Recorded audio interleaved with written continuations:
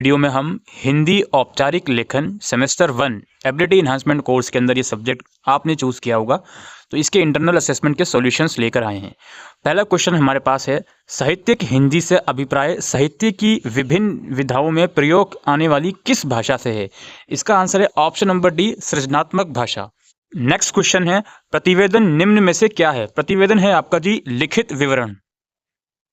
इसके बाद है, टिप्पण लिखते समय किस बात से बचना चाहिए? भाई व्यर्थ के विस्तार से बचना चाहिए टिप्पण लिखते समय। ओके। इसके बाद है, व्यावसायिक हिंदी का उपयोग इनमें से कहाँ किया जाता है? यह है आपका व्यावसायिक संस्थाओं में, ऑप्शन नंबर डी। बाद है, प्रारूपण विभिन्न दफ्तरों में किए जाने वाले कार्यों का निम्न में से क्या है?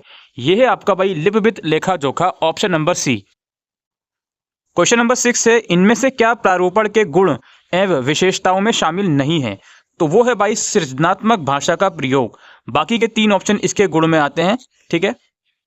इसके बाद है क्वेश्चन नंबर 7, संवैधानिक रूप से कार्यालयीय हिंदी के लिए इनमें से किसका प्रयोग किया जाता है? यह है आपका ऑप्शन नंबर सी, राजभाषा हिंदी। इसके बाद है, कार्यालयीय हिंदी में हिंदी का प्रयोग इनमें से कहाँ किया जाता है? Question number 8, option number D, कार्यालयों के दैनिक कार्यों में। 9th क्वेश्चन है, किसी भी सरकारी और गैर सरकारी प्रतिष्ठान के लिए किसका महत्व सर्वाधिक है? यह है ऑप्शन नंबर डी, विज्ञप्ति। बाद है, अंग्रेजी के ड्राफ्टिंग के लिए इनमें से किसका प्रयोग नहीं किया जाता? ऑप्शन नंबर बी, अनुच्छेद। इसके बाद है, भारतीय संविधान में राजभाषा संबंधी प्रावधानों को किस अनुच्छेद के अंतर्गत रखा गया है? ऑप्शन नंबर सी, 343 से 351। इसके बाद है, कार्यालयीय पत्राचार का प्रकार नहीं है। तो भाई ये प्रेस, विज्ञप्ति, सूचना और घोषणा तीनों इसके प्रकार हैं और निमंत्रण इसका प्रकार नहीं है। तो ऑप्शन नंबर डी इसका आंसर है। इसके बाद है, सुरव्रत का सबसे महत्वपूर्ण गुण है, यह है ऑप्शन नंबर ए, प्रभावशाली होना, प्रभावशाली होना। इसके बाद है, टिप्पण इनमें से किसकी कार्यवाही के लिए महत्वपूर्ण प्रक्रिया है? यह है ऑप्शन नंबर सी, दफ्तरी कार्यवाही। प्रतिवेदन को सामान्य तौर पर किसका रूपांतर माना जाता है? Option number D, report. इसके बाद है, प्रारूपण के मुख्य तत्वों में कौन सम्मिलित नहीं है? यह अनौपचारिकता। आगे के 3 सम्मिलित हैं।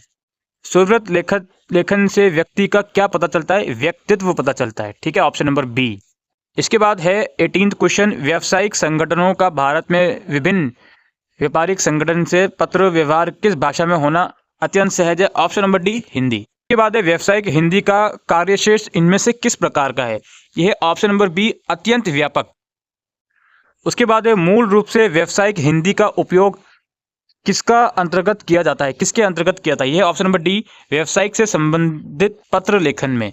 तो ये दोस्तों 20 क्वेश्चंस थे जो बच्चों ने शेयर करे हैं और उनका कहना है, जिस बच्चे ने असेसमेंट कर लिया है, कि सर इसमें 20 क्वेश्चन ही आए हैं।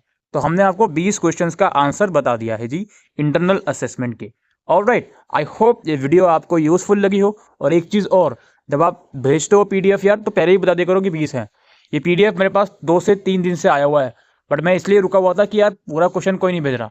तो अब मैंने उससे पूछा कि भाई प्लीज़ हाथ जोड़ सककर कहा कि पूरा क्वेश्चन भेज दीजिए, तब उनका रिप्लाई आता है कि सर इसमें 20 ही हैं। तो आप जब लिख रहे हो यार, आपको ही मालूम है कि हर सब्जेक्ट के 35 क्वेश्चन हैं, इसमें 20 हैं, तो प्लीज़ स्पेसिफिकली मेंशन आपको करना था। करा होता तो ये वीडियो 2 से 3 दिन पहले आ जाती दोस्त। Thank you.